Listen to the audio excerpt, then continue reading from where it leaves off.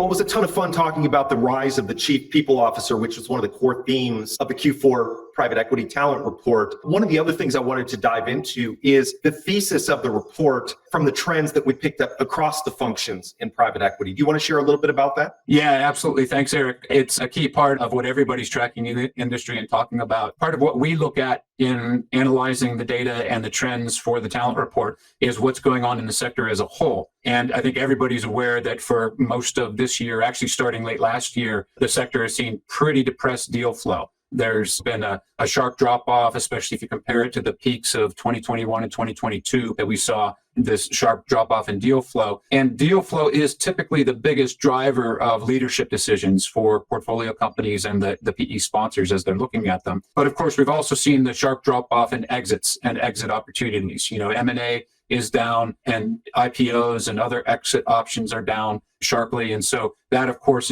is having the effect of lengthening hold periods and anticipating how long a private equity sponsor is going to be holding a given portfolio company and what that means overall for the investment thesis. So that's really the main effect we're looking at, if you will, in the macro sense. Now, I think we're going to hit on the macro sense that is really important. I get often asked when I'm on the road, and I actually just came off 2 weeks of a pretty intense road trip meeting with our clients, what the current sentiment is. And when you think about the current sentiment in the market right now, what I'm hearing from our clients is, so the first thing is the pipeline's picked up. And so people have more deals in their pipeline they're evaluating for investment or buyout. But then the second thing is the quality of those assets is actually picked up. So I'm somewhat optimistic that as we head into forward, we're going to start to see a pickup in the deal activity. The other pressure that I'm seeing on that is I think what you hit on is the lack of exits in 2023. In some of the clients that I'm talking to, they have more portfolio companies that they've had ever because they're holding these companies longer. And they're actually starting to plan their exits in 2024, which suggests to me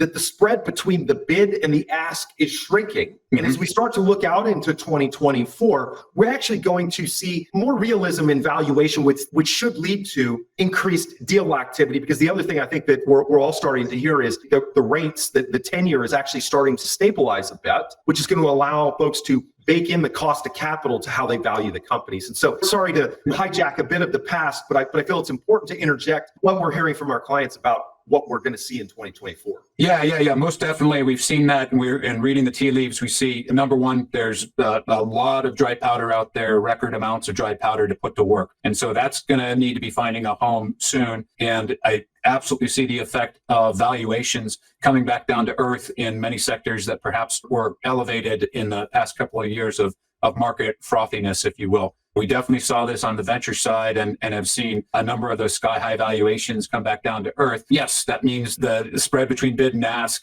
is getting a lot narrower, and that means deals can start to be done, and we start to see deal flow pick up. I'm optimistic that we will see a nice uptick in that as well. The other part of this, of course, is the exits and achieving exits. And while there were some IPOs this year, and I think those didn't perhaps perform as well as some would have hoped, there are signs of other opportunities for exit that people are starting to track. But what's particularly interesting from the talent and leadership trend aspect here is that this sort of lengthening hold period that the macro conditions have resulted in means that a lot of companies are looking to do up-leveling of their talent during this period. In other words, they're taking a look at the leadership and they're considering whether that leadership is really the right people to have in the seats. And if not, what options do they have? And should they do up-leveling mid-hold period and that sort of thing? So that's something we documented in the report back in third quarter, and we documented again with some more data in this fourth quarter report. The bottom line being that we see lots of firms taking advantage of this time to really revisit the talent thesis for their portfolio companies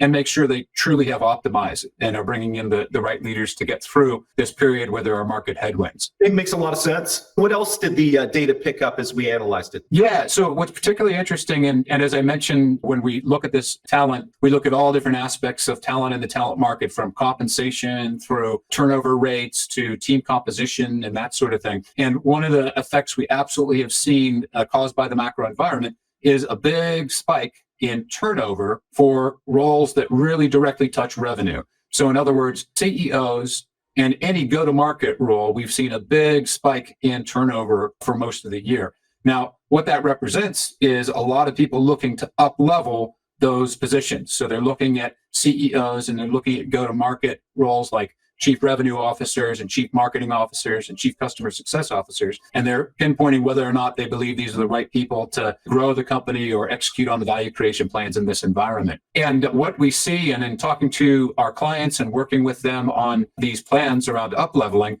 is that they're really looking for the experts in capital efficient growth. So in some sectors and in some markets, there's been a philosophy of kind of grow at all costs. That has been a strategy that a lot of companies have pursued. That is, just grab market share. If your customer acquisition costs are extraordinarily high, that's okay, because over time you'll be able to extract more value out of those subscribers or those clients, and you'll turn them into profitable customers. Well, that's kind of out the window. It's no longer the way that you can plan to build your company and to grow. And the new philosophy is capital efficient growth or profitable growth. Find ways to acquire customers, but do so in a lean fashion and be more and extract more profit out of customers earlier, so that then can fuel further growth. It becomes a very nice flywheel effect. And so that really has been the leadership trend then that we've been part of, is helping to identify and find those leaders who can orchestrate capital efficient growth in this kind of environment. Now, thanks for sharing the trends on go-to-market. Are you picking up any trends in any of the other functions, whether it be P&L, product and tech, or financial officers? For sure. Lots of interesting trends going on in financial officers. We see that the financial officers with the more strategic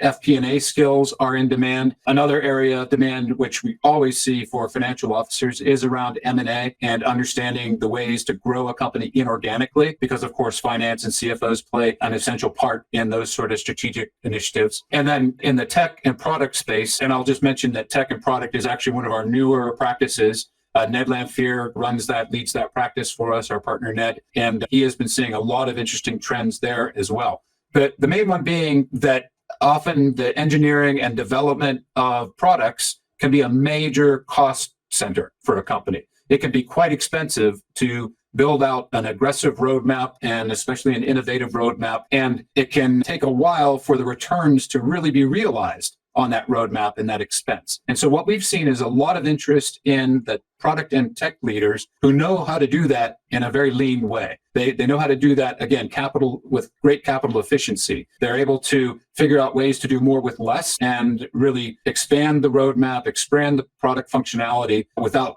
breaking the bank. No, I think those are all good points. And I think when you look at the macro market trends, definitely makes sense on go-to-market, how you would look at, can I get more efficient growth out of my go-to-market strategy? Within the financial officers, I was laughing with another private equity-backed CEO recently. We're paid to grow companies despite the gravity of the markets. And so one of the levers, obviously, in tough market times is M&A. And so not surprising that more emphasis is put on M&A experience within the financial officer's place. And then when you actually think about tech transformation, when wallets are specifically tight because of tight markets, you definitely need product and tech leaders that know how to do the transformation efficiently. How is the tightness in the market affecting compensation? Yeah, that's something we track a lot, and we provide a lot of data to our clients around compensation, because of course it's a great interest. Earlier this year, we saw the overall cash compensation, the OTE compensation for the top leaders in all of our functions on average cross the $500,000 mark. So that is $500,000 a year in cash compensation between salary and bonus. And it's held steady above that $500,000 mark for most of the year here. Up until now, it continues above that. And we do not anticipate that really ever declining. It remains a relatively tight market overall, especially when you're talking about seasoned executives. And so they're really able to command a premium there. I will mention that there is something of an outlier around a lot of the CEO comp there. It tends to be significantly elevated compared to the rest of the C-suite or the senior leadership. Often the premium for CEOs is around 18%, meaning they're getting an 18% uplift over the cash compensation that other leaders may get. In some cases, it's significantly more than that. We see cases where it might be 30% or more. So there's definitely that sort of effect. But overall, there has been continued upward pressure on compensation for seasoned leadership. And one of our clients said to us the other day, he said, look, if I want to be looking at the top 5% or 10% of executives out there, then the market's always going to be tight. And I just have to kind of accept that and be thinking through how I factor that into my talent strategy. Oh, absolutely. And I think the overall macro market trend is also putting pressure on the talent pool from the aspect of some of these seasoned leaders or proven leaders that have been there, done that multiple times over, are choosing to sit this segment of the market out. And so they truly are on the sidelines or have taken an operating partner role that is a much different motion than being at the helm of a portfolio company navigating these rough waters. Another element that our clients are using to deal with the increase in competition for the best athletes, the increase in compensation levels is that step-up candidate. Can you talk a little bit about that? Yeah, step-ups are huge. It's one of the things we really specialize in helping our clients to figure out whether a step-up candidate is going to be a fit for a given role. So basic supply and demand, right? Well, I'll tell you that one way that you alleviate the upward pressure on pricing is to increase supply, right? That's the idea, and that's the idea behind step-ups. You consider step-up candidates who may be an executive who served at a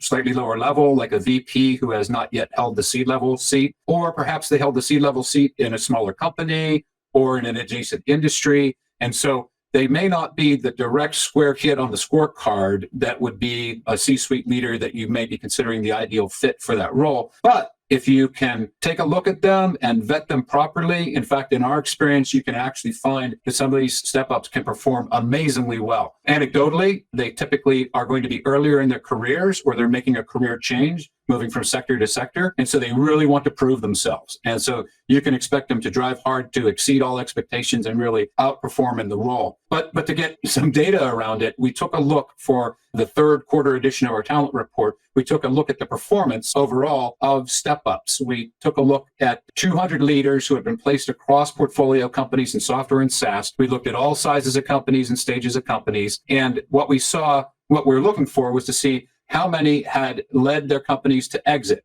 as achieving the investment thesis for their private equity sponsors. And we found that step-up candidates had almost the exact same percentage of success rate as sitting candidates, meaning the step-ups had performed just as well. And that was really eye-opening, and really it buttressed an awful lot of what we've been talking to clients about for a number of years with some actual data. If anybody wants to dig into that, please download the talent report, take a look at the third quarter edition we published back in August, and you'll see a whole section that's devoted to the performance and outcomes of step-up candidates. It's really fascinating data. There you go. Again, Boone, leveraging data for the search processes. I talk about it all the time. We're not the firm that just says, hey, we're data-driven. We actually use hardcore data to back up our projects and processes. With that said, we're coming up on the end of the year here, and a number of our clients are going, God, should we just wait until after the holidays to kick off a search? Boone, what do you think about that? Yeah, I think anybody who does wait till after the holidays may find themselves on the back foot. That'd be my concern. We're seeing an awful lot of activity. And as you mentioned earlier, the anticipation that deal flow is coming back and that potentially talent market scarcity is going to rise sharply. We're seeing a number of firms that are actually moving here during the holidays and getting the process going around some of the new searches. Now, part of the advantage there is that during the slowdown in the holidays, when people don't have as many demands on them at their current position, they're more flexible around things like interviewing and being able to meet and consider new opportunities with the idea that you lock them in and have them ready to go in the new year and they can hit the ground running. And the other part of it, of course, is now is a heavy strategic planning time for the coming year, right? A lot of firms are putting in place their plans and their strategies. And so talking to a candidate who may contribute to that thinking now is a great way to hit the ground running in 2024. So our advice to clients is don't wait. You don't want to be starting the